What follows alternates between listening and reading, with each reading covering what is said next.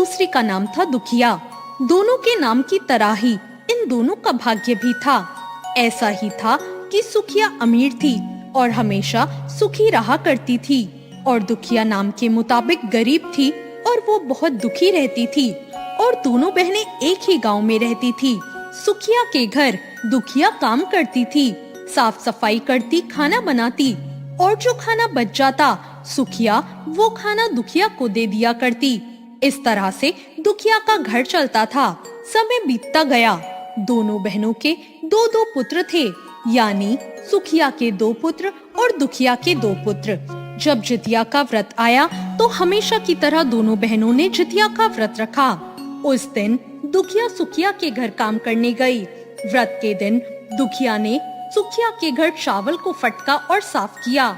उससे जो खुर्दी निकली उसने अपने पास रख ली और साफ चावल को सुखिया को दे दिया।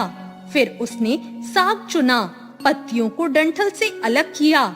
यहाँ पर भी बढ़िया वाला साग उसने सुखिया के लिए रख दिया और जो बची हुई डंठल थी उसने अपने लिए रख ली। और अब दुखिया सुखिया के घर खाना बनाकर अपने घर चावल की खुर्दी और साग का डंठल लेकर आ गई, और इसी चावल की खुर्दी और साग के डंठल से खाना बनाकर उसने अपने बच्चों को खिला दिया और खुद भी खाया।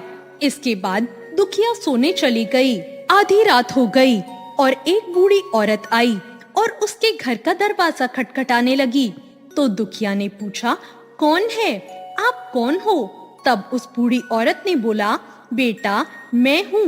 दुखिया ने उठकर दरवाजा खोला और कहा, माँ आपको क्या चाहिए?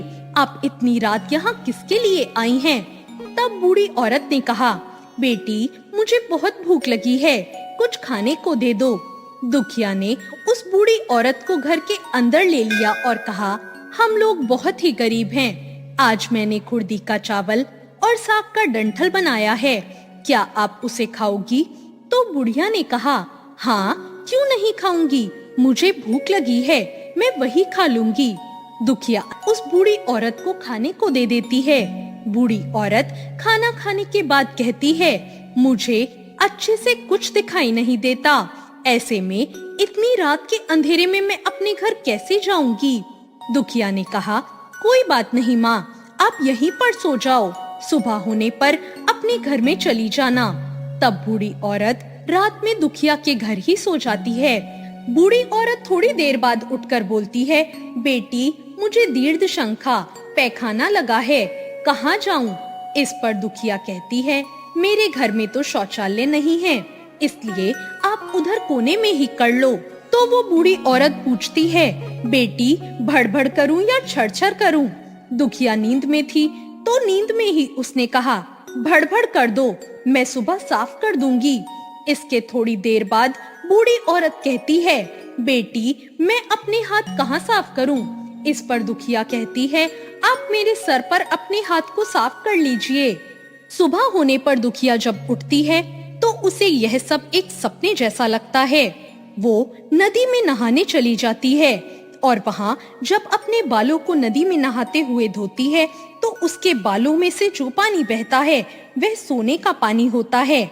आसपास की सारी महिलाएं यह देखकर आश्चर्यचकित हो जाती हैं और दुखिया से कहती हैं, क्या बात है, तुम्हारे बालों से तो सोने का पानी गिर रहा है।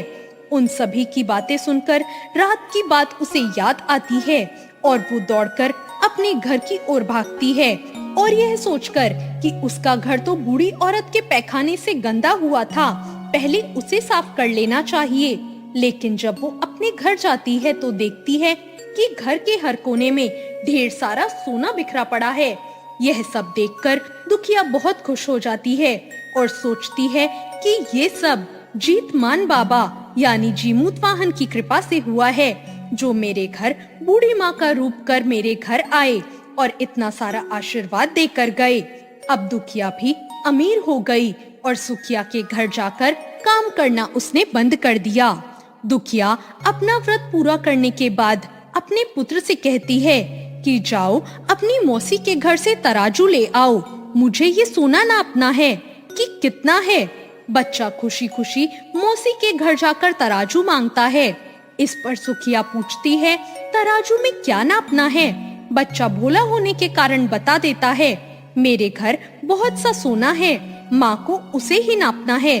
सुखिया बच्चे को बोलती है, तुम्हारे पास खाने को तो कुछ है नहीं और इसमें सोना नापोगे, मुझसे झूठ बोलते हो। तब बच्चा कहता है, मैं झूठ नहीं बोल रहा। तब सुखिया सोचती है, तराजू मांगा है तो कुछ तो जरूर नापेगी, इसलिए वो तराजू के नीचे गोंद लगा देती है और सोचती है, जो भी नपेगा वो इस तराजू में चिपक जाएगा। दुखिया ने तराजू पर सोना नापा तो सोने का टुकड़ा उस तराजू में चिपक गया। जब बच्चा तराजू लौटाने आया तो सुखिया ने तराजू को उलट पलट कर देखा कि तराजू के पीछे गोंद में क्या लगा हुआ है। उसने देखा, ये तो सोना है। यह देखकर सुखिया सोचने लगी कि दुखिया के घर में सोना कहाँ से आया, इसलिए तो वो कई दिनों से काम को नहीं आ रही। सुखिया दुखिया के घर जाकर देखती है तो वहाँ बहुत सा सोना होता है और जब वो दुखिया से पूछती है कि तुम्हारे पास इतना सोना कहाँ से आया जिसे नापने के लिए तुमने तराजू मंगवाया था। दुखिया मन से सच्ची और भोली थी, इसलिए उस रात वाली सारी बात उसने अपनी बहन सुखिया को बता दी।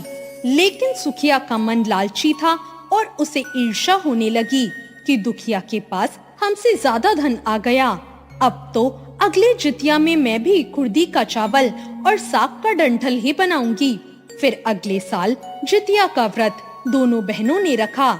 सुखिया के पास सब तरह का सुख था और धन भी था। इसके बावजूद वह जितिया के दिन चावल फटक कर साफ करके, चावल फेंक कर खुर्दी अपने पास रख लेती है और साग तोड़कर फेंक कर डंठल भी अपने पास रख लेती है और वही बना देती है। पूजा पाठ और खा पी कर सुखिया सोने चली जाती है। आधी रात को उसके घर में भी एक बूढ़ी औरत आती है। सुखिया उसी का तो इंतजार कर रही थी। उसने तुरंत दरवाजा खोल दिया और उस बूढ़ी औरत को अपने घर के अंदर ले लिया। बूढ़ी औरत ने कहा, मुझे बहुत भूख लगी है, खाने को कुछ दे दो। इस पर सुखिया कहती है, मैंने तो खुर्दी का चावल और डंठल का साग बनाया है, तो मैं वही दे दूं? बूढ़ी औरत कहती है, कोई बात नहीं, वही दे दो, मैं खा लूंगी। सुखिया ने वही खाना परोसकर बूढ़ी औरत को दे दिया और सोने चली गई। थोड़ी देर बाद बूढ़ी औरत ने उससे कहा, मुझे रात में दिखाई नहीं देता, मैं घर कैसे जाऊं? तो उसने कहा, आप यहीं सो जाओ। बूढ़ी औरत थोड़ी देर बाद कहती है, मुझे पैखाना लगा है, कहाँ करूं? तो सुखिया ने कहा, वहीं कोने में कर लो। इसके बाद बूढ़ी औरत फिर बोलती है कि भड़भड़ करूं या छड़छड़ करूं? यहाँ सुखिया को याद नहीं आता दुखिया ने क्या बताया था, तो वो बोलती है, माँ छड़छड़ कर दो। बुढ़िया ने कहा, मैं अपना हाथ साफ कहाँ करूं? इस पर सुखिया कहती है, मेरे सर पर हाथ साफ कर लीजिए। जब सुबह सुखिया उठती है तो पूरे घर में गंदगी फैली होती है। इसके अलावा उसके बाल में भी गंदगी लगी हुई थी। यह देखकर सुखिया बहुत दुखी हो जाती है और उसे अपनी बहन पर बहुत गुस्सा आता है। सुखिया गुस्सा होकर अपनी बहन दुखिया को बुलाती है और कहती है, तुमने मुझे झूठ कहा था, मेरा पूरा घर गंदा करवा दिया। तुमने क्या कहा था, भड़-भड़ या छड़-छड़? तो सुखिया ने बताया, मैंने तो छड़-छड़ बोला था। ये सुनकर दुखिया बोली, तुमने यहीं पर गलती कर दी, तुम्हारे पास तो सब कुछ था, किसी भी चीज की कोई कमी नहीं थी, फिर भी तुमने लालच किया। तुम्हारे घर स्वयं जीमूत वाहन भेस बदल कर आए, किंतु फिर भी तुमने उन्हें अच्छा खाना नहीं परोसा। मेरे पास तो कुछ नहीं था, इसलिए मैंने उन्हें खुर्दी का चावल और साग का डंठल दिया था, लेकिन अपने घर आए भगवान का तुमने अपमान किया। तुम्हारे पास सब कुछ होने पर भी तुमने लालच किया, इसलिए तुम्हारे साथ बुरा हुआ। तो ये थी सुखिया और दुखिया की जीवित पुत्रिका की कथा।